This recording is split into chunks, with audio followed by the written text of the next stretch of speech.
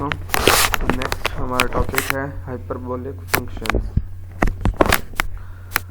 तो आज हम मोस्टली पढ़ेंगे कि हाइपरबोलिक फंक्शंस क्या होते हैं। जैसा कि मोस्टली आप लोग पढ़ते हैं sign hyperbolic x, cos hyperbolic x, tangent hyperbolic x, cosecant hyperbolic x, second hyperbolic x, ये सारे हाइपरबोलिक फंक्शंस हैं। और इनकी वैल्यूज़ जैसा कि आपके पास cos hyperbolic x is equal to होता है e raise power x plus e raise power minus x over 2। इस तरह sine hyperbolic x is equal to होता है e raise power x minus e raise power minus x over 2।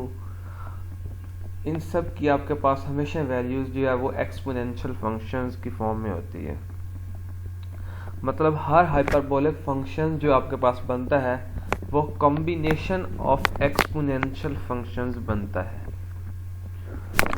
तो यहाँ पर उसने यही चीज़ें कही हैं कि the hyperbolic functions are formed by taking combination of two exponential functions e raise power x and e raise power minus x। कि मोस्टली आपके पास जो हाइपरबोलिक फंक्शन बनता है वो e raise power x and e raise power minus x को आपस में कंबाइन करके बनता है।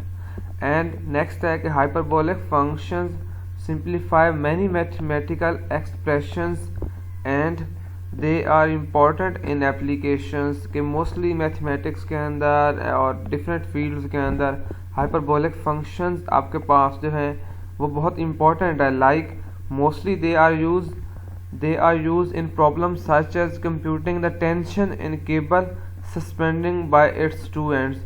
कि mostly आपके पास ये टेंशन जो है उसको फाइंड आउट करने में किसी भी केबल के अंदर जिसके अंदर आपके पास दोनों एंड्स के ऊपर कोई भी चीज़ें जो है वो सस्पेंड होती हैं तो उनकी टेंशन को फाइंड करने के लिए यूज़ होता है। As in an electric transmission line, और इलेक्ट्रिक ट्रांसमिशन लाइन के अंदर भी यूज़ होता है। They also play an important role in finding solution to differential equations, और मोस्टली आपके पास ये डिफरेंशियल इक्वेशन के अंदर भी सोल्यूशन फाइंड आउट करने के लिए यूज़ होता है। In this section we give a brief introduction to hyperbolic functions. कि हम यहाँ पे हाइपरबोलिक फंक्शंस के बारे में पढ़ेंगे, उनके ग्राफ के रिलेटेड, उनके ग्राफ कैसे होते हैं, कि हाइपरबोलिक आपके पास साइन हाइपरबोलिक फंक्शन का ग्राफ क्या होता है, कॉस हाइपरबोलिक फंक्शंस का ग्राफ क्या होता है, और नेक्स्ट है कि उनके इन्वर्स फंक्शंस जो हैं उनके ग्राफ किस तरह प्रेजेंट किए जाते हैं, and how their derivatives are calculated and why they are appear as important antiderivatives. कि उनके आपके पास डेरिवेटिव्स क्या होते हैं, उनके एंटी डेरिवेटिव्स मतलब इंटेग्रल्स क्या होते हैं, ये सारी चीज़ें अभी हम लोगों ने पढ़नी है। नेक्स्ट है even and odd parts of exponential function. Recall the definition of even and odd functions from section 1.4 and symmetries of their graph and even function f satisfies। तो मोस्टली आपके पास एक फंक्शन इवन फंक्शन उस form में होता है जब आपके पास f into minus x हो और वो इज इक्वल टू आ जाए f ऑफ x के इक्वल। मतलब माइनस साइन यहाँ पे अप्लाई किया लेकिन ये चेंज किस में हो जाए, पॉजिटिव साइन में अंदर, तो ऐसे फंक्शन को आप इवन फंक्शन बोलते हैं। While an odd function satisfy, कि आपके पास जो ऑड फंक्शन है उसके अंदर f into minus x is equal to होता है minus f of x। Every function f that is defined on interval centred at origin can be written in a unique way as the sum of one even function and one odd function. कि आपके पास इन functions को mostly लिखते हैं किस form में है कि one even and one odd function. Like आपके पास f ऑफ x को राइट किस तरह करते हैं कि उसका इवन पार्ट होता है और इसका ऑड पार्ट होता है। f of x plus f into minus x divided by 2 plus ये होता है आपके पास इवन पार्ट, इसको लिखते हैं f of x plus f into minus x over 2 plus जो ऑड पार्ट है उसको लिखते हैं f of x minus f of minus x divided by 2। और अगर इसको एक्सपोनेंशियल की फॉर्म में लिखें तो f ऑफ x को लिखेंगे e raise power x plus f of minus x को लिखेंगे e raise power minus x divided by 2 plus f of x को फिर लिखेंगे e raise power x minus f of minus x को लिखेंगे e raise power minus x divided by 2। The even and odd part of e x called the hyperbolic cosine and hyperbolic sine of x. Next है कि इनकी definitions क्या होती हैं और identities क्या है, इनको लिखने का क्या तरीकाकार है। The hyperbolic cosine and hyperbolic sine functions are defined by the first two equations in the table. The table also, यहाँ पे आपके पास 7.5 टेबल है, इसके अंदर मोस्टली आपके पास सारी हाइपरबोलिक साइन और कोसाइन सारी वैल्यूज़ जो हैं वो डिफाइन की गई हैं। ये वैल्यूज़ आप लोगों ने पहले एफएससी के अंदर भी पढ़ी हैं कि hyperbolic sine of x, sine hyperbolic x is equal to होता है e raise power x minus e raise power minus x over 2।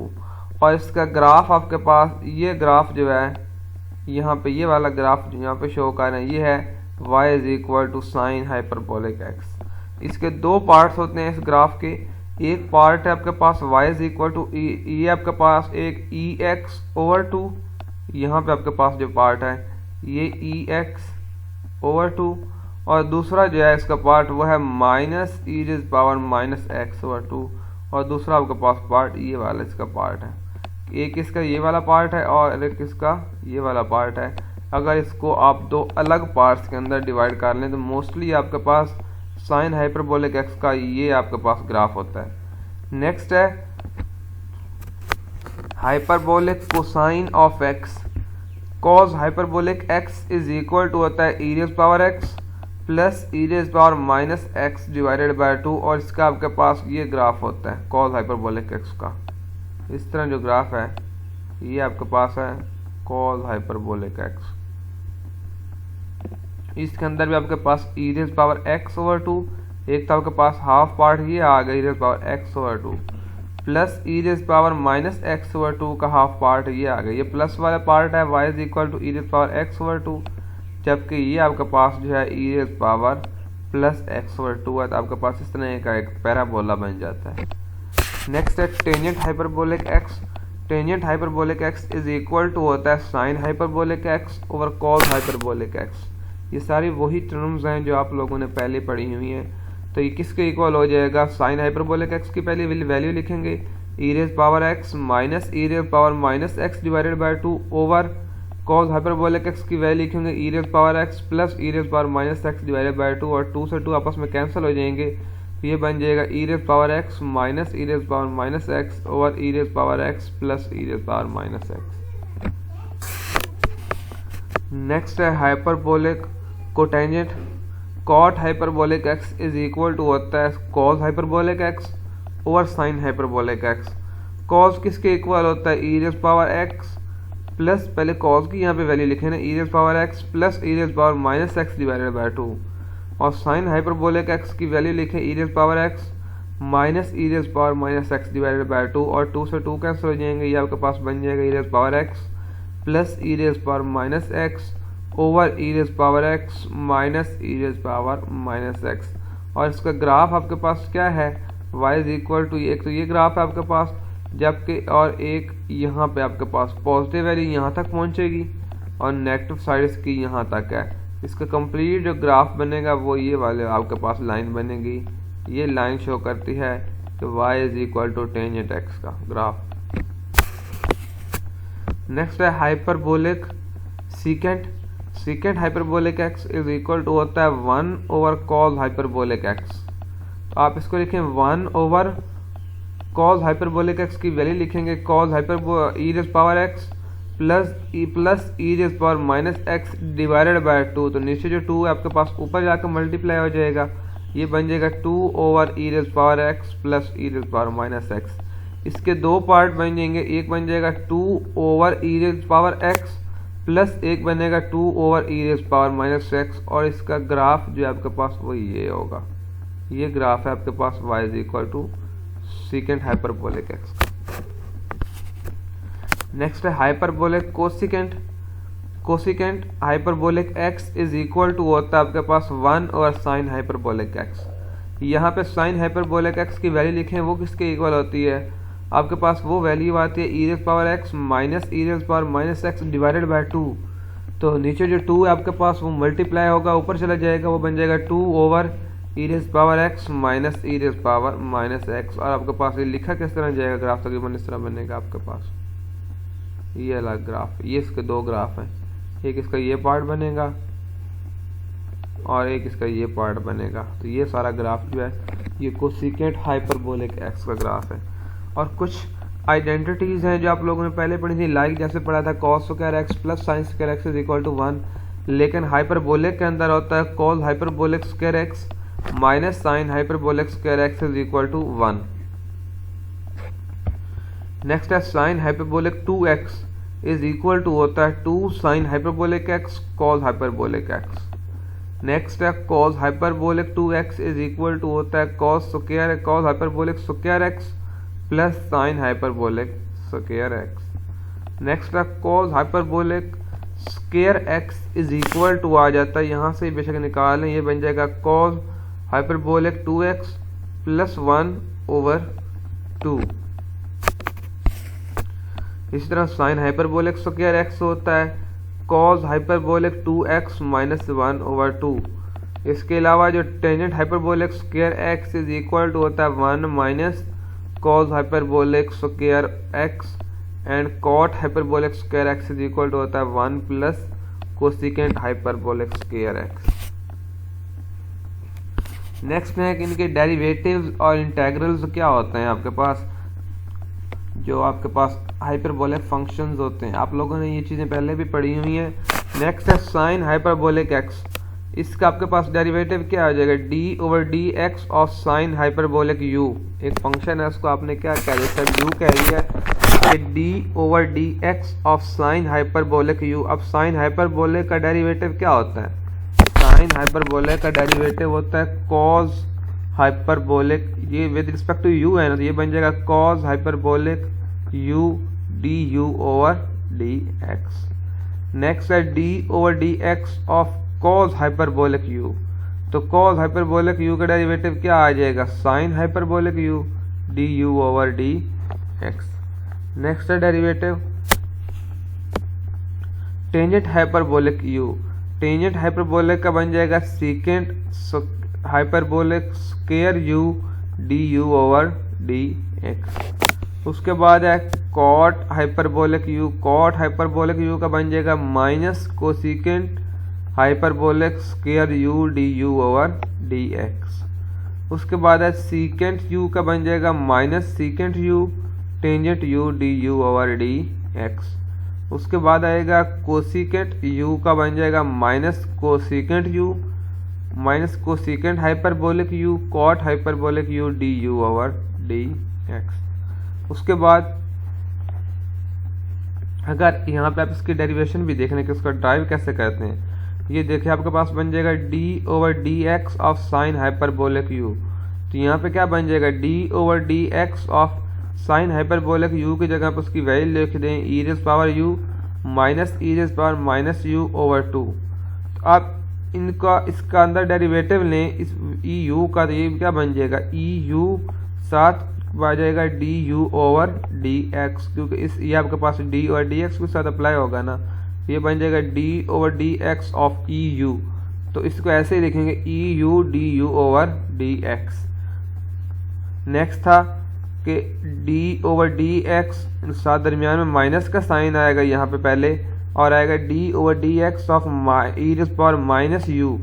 तो ये माइनस u का पहले डेरिवेटिव माइनस भी साथ आएगा, तो माइनस दरमियान वाली टर्म को जो माइनस थी यहाँ पे उसको प्लस कर देगा, ये बन जाएगा e raise power minus u du over dx over 2। अब यहाँ पे du ओवर dx कॉमन लें तो अंदर बचेगा eu plus e raise power minus u over 2, और वो पूरी कंप्लीट टर्म होगी cos हाइपरबोलिक u, और ये बन जाएगा cos hyperbolic u du over dx।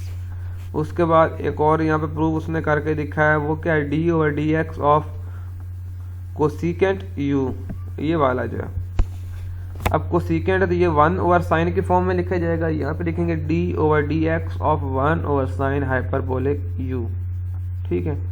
Next है इसके ऊपर वो कह रहा है कोशेंट रूल लगा दें आप, तो कोशेंट रूल में क्या हो जाएगा, ऊपर इसका डेरिवेटिव साइन हाइपरबोलिक u ये जाएगा minus cos hyperbolic u over नीचे इसका स्क्वायर, ये बन जाएगा साइन हाइपरबोलिक स्क्वायर यू, साथ आ जाएगा D u over d x.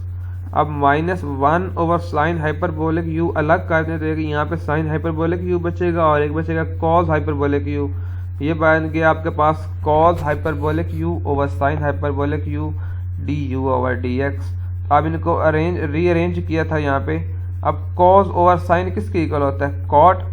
तो -1 ओवर साइन हाइपरबोलिक कोसेकेंट के इक्वल होता है, ये मान गया minus cosecant hyperbolic u cot hyperbolic u d u over d x. ये आपके पास उन फार्मूला का आपके पास प्रूव हो गया जो यहाँ पे ये फार्मूले गिवन है। उसके अलावा यहाँ पे कुछ इंटेग्रल्स भी गिवन है, इंटेग्रल फार्मूलाज के साइन हाइपरबोलिक यू का इंटेग्रल होता है आपके पास कॉस हाइपरबोलिक यू प्लस सी।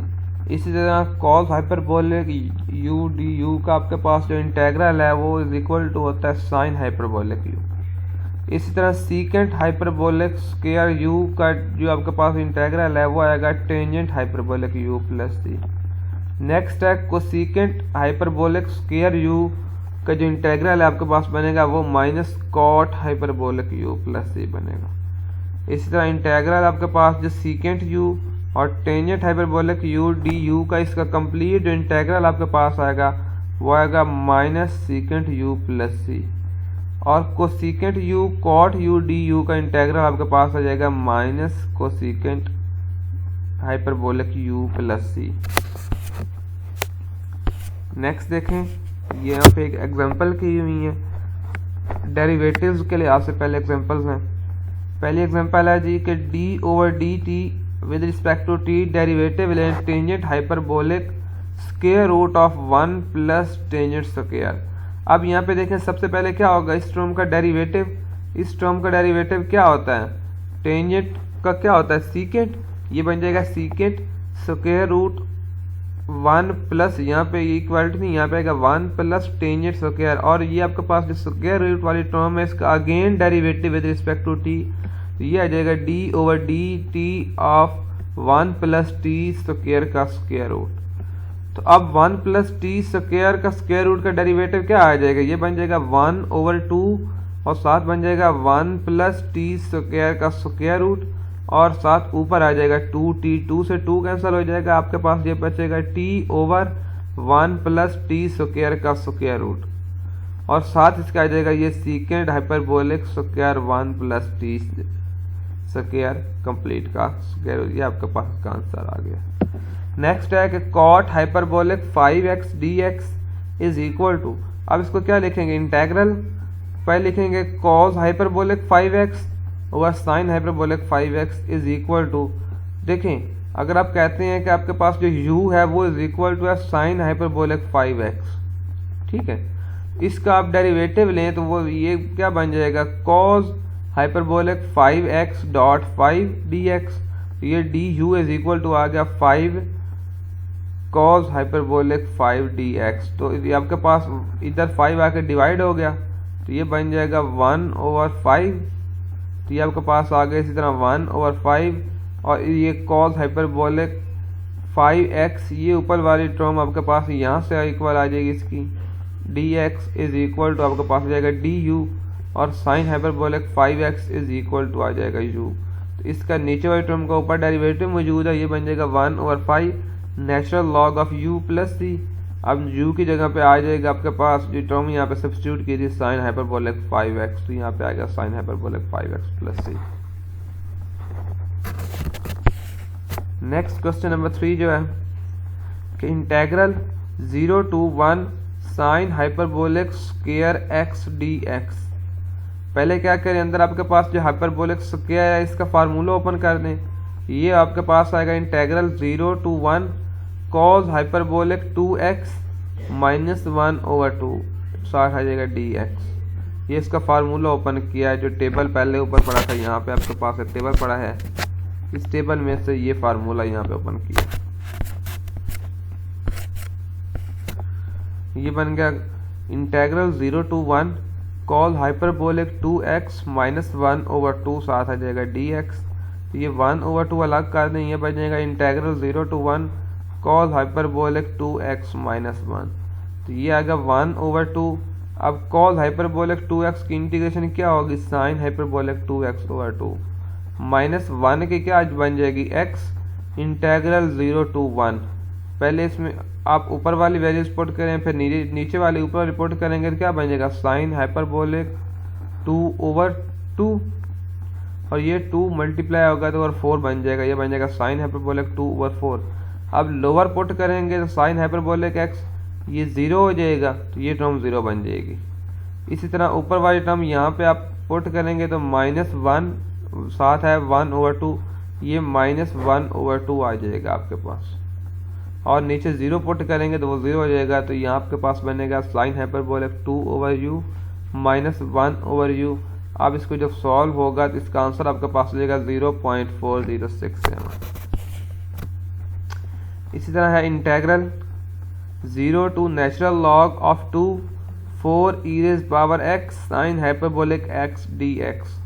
इसको एज इट इज लिखें कि 0 to natural log of 2 4 e⁻x sign hyperbolic x की जगह पे इसकी वैल्यू लिखें, वो क्या है e⁻x minus e⁻x divided by 2।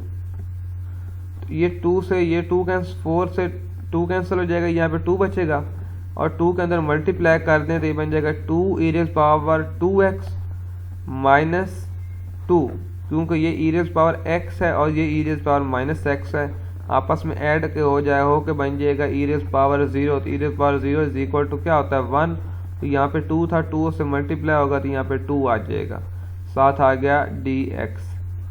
अब इसकी इंटीग्रेशन करें, इसकी इंटीग्रेशन क्या होगी 2e⁻2x/2, 2 से 2 कैंसिल हो जाएगा, यहाँ पे बचेगा e⁻2x माइनस 2 की इंटीग्रेशन होगी 2x, और ये आपके पास आ जाएगा इसकी limit 0 to natural log of 2। पहले अबव वैल्यू पुट करो तो ये बन जाएगा e⁻2 natural log of 2 minus 2 x की जगह पे फिर बन जाएगा नेचुरल लॉग ऑफ 2, क्योंकि एक आपके पास 0 है। जब ये वाली टर्म पुट करेंगे माइनस e⁻2 इंटू 0 बन जाएगा e⁻0 and e⁻0 is equal to 1, तो ये आपके पास आ गया -1, और जब इस x की जगह पे 0 पुट करेंगे तो वो क्या टर्म बन जाएगी 0।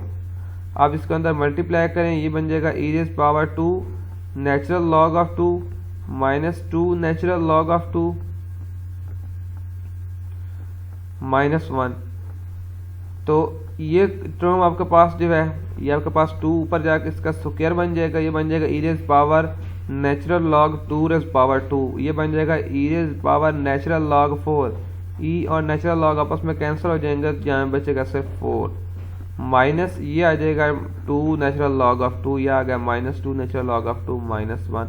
इसका आंसर जो अप्रोक्सीमेटली आपके पास आया वो आया 1.6137। ये आप लोगों का हाफ लेक्चर है। नेक्स्ट हाफ लेक्चर जो है वो इनवर्स हाइपरबोलिक फंक्शंस के रिलेटेड है।